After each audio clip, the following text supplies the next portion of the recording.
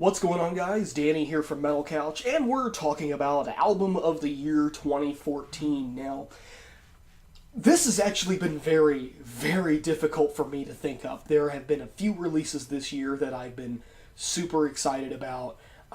Some really decent surprises that I would have never discovered, which this is my little shout out to friend of the show, Vince, who sent me a few albums this year that are actually on this list. One of them was even requested during Review Request Week a while back, and this list is. I'm going to start with some honorable mentions first, and we'll start working our way up towards Album of the Year.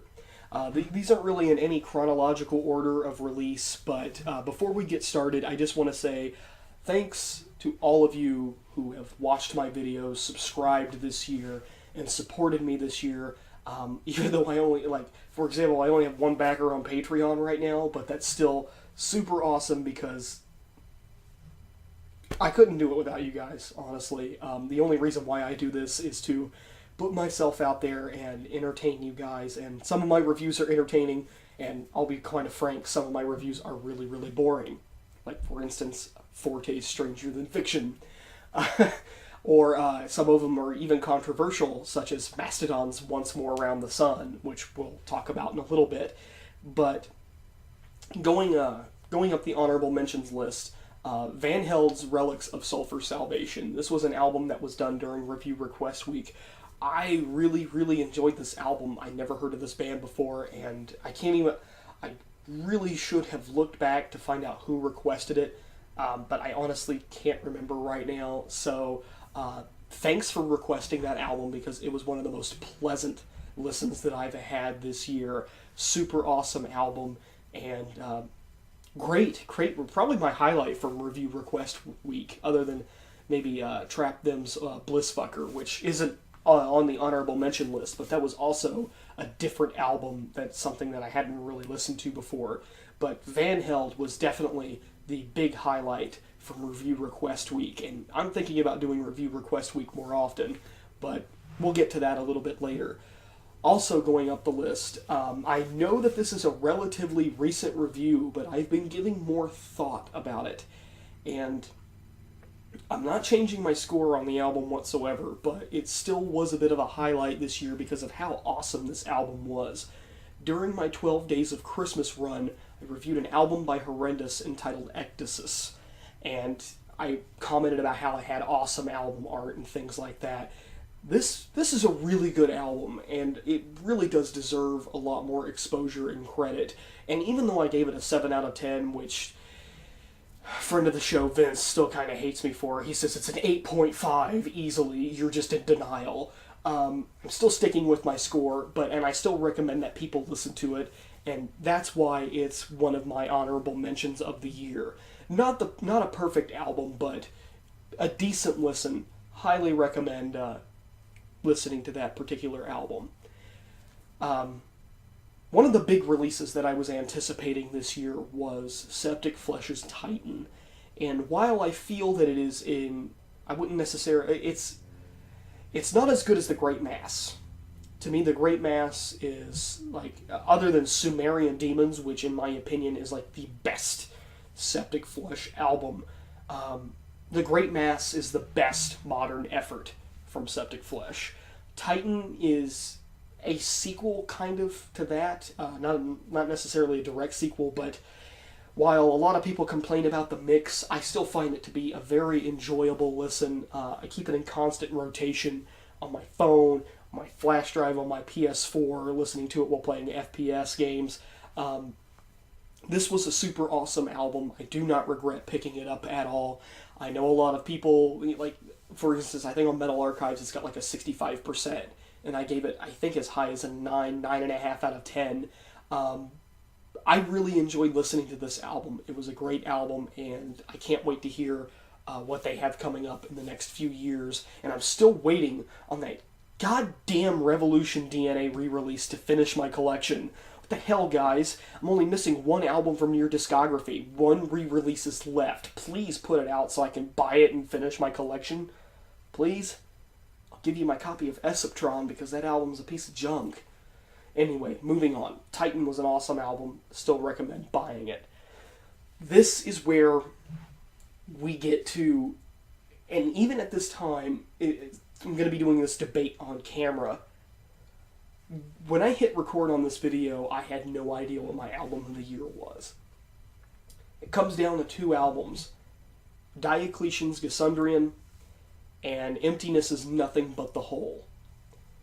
Emptiness to me is so delightfully dark and depressing, requires multiple listens to really get into, and I've listened to such.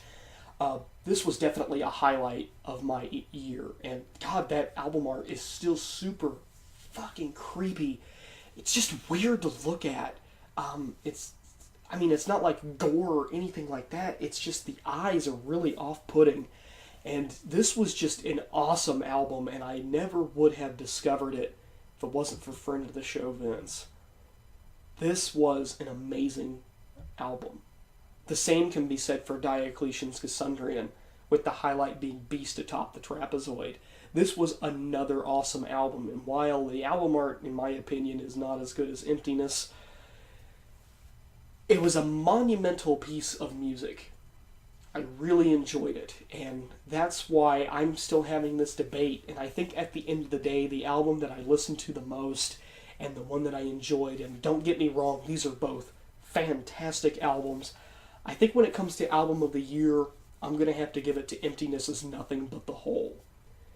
It's an album that I constantly keep on going back to and listening, because it's just an enjoyable, for most people, they wouldn't think that it's an enjoyable experience, but I feel like it's an experience worth revisiting. I really enjoyed this album. I even gave it away as part of my Patreon giveaway, and it's just such a good album. There have been a lot of good gems this year for metal, as opposed to last year, which really wasn't, in my opinion, that eventful. I gave a very glowing review this year to Overkill's White Devil Armory, but I haven't really found myself going back to listen to that album at all, save for like maybe The Armorist, which is like the first track off the album, also the single, I guess. Yeah, there have been a few things this year that I haven't really enjoyed. A few controversial reviews, such as Mastodon's Once More Around the Sun, which I'm still sticking with that. It's still a bad album, and if you like that album, you're lying to yourself. Mastodon are not good anymore. They're not even really a metal band anymore when you think about it. There have been a few other albums that have probably come out this year. Like, I don't even really know, like, if... even Behemoth had an album come out this year, and I think I listened to half that album and shut it off. I didn't even want to review it. That's how bad it was. I did not enjoy The Satanist whatsoever. I didn't even review it. That's how bad. It was like a, forget this. I don't even want to deal with it. God, what else was there really? I can't even, didn't Slipknot have an album? I bet that would have been on my shit list too. Because Slipknot's not a good band at all. Not a good metal band whatsoever. Can I just give album of the year, or just album of all time, to Don't Break the Oath? Because that's an awesome album. Really like Don't Break the Oath. No, just kidding. I'm kind of rambling on. Emptiness is Nothing But the Whole. Album of the year. It was awesome. I'm hoping 2015 is going to be super awesome for metal. We'll see what's on the horizon. I'll keep on looking at a new release list and see what we can come up with. As far as scheduling goes, I kind of want to update my scheduling, because the way that I've been shooting my videos in 2014 has been very, very bad. I just kind of pick up an album whenever and review it and put it out. I kind of want to get myself on a review schedule. I want to put out maybe 2 reviews at least a week, 3 if there's like a new release that needs to be touched upon. And how I want to do this is that, or maybe even 3 releases a week, and then kind of interchange with a new release. I kind of want to do just like a classic albums style of review, which I've been doing for a while. I also want to have maybe 1 discography review a week, not like a whole discography, but a piece of it like one, like for instance, if I was to go through Slayer's discography, like he would have the first part of the week, you would probably have like Razor's Shotgun Justice, and then at the tail end of the week, or maybe even in the middle of the week, and then another one at the end of the week, have like Slayer's Haunting the Chapel as part of a discography review. I want to update my schedule. I want to put more content out there, be more frequent with it, because honestly, I feel like all of you who are subscribed, because I get a lot of subscribers that jump in and then they go because I don't put out content enough, and I want to put myself back onto a schedule. So once things after the new year kind of settle down, I'll be sitting down to evaluate a schedule, and hopefully you guys will be getting a lot more content in 2015 besides just new releases. I've been really itching to do a discography review for a while. I'm not necessarily saying it's going to be on Slayer. In fact, I already have a band in mind. I don't want to spoil it, especially for Vince. I don't want to spoil it for him because I guarantee you, when I announce what discography I'm probably going to be doing next, he's going to be like a giddy schoolgirl, just going like, yes, finally! Because this band really needs to be talked about and deserve more credit.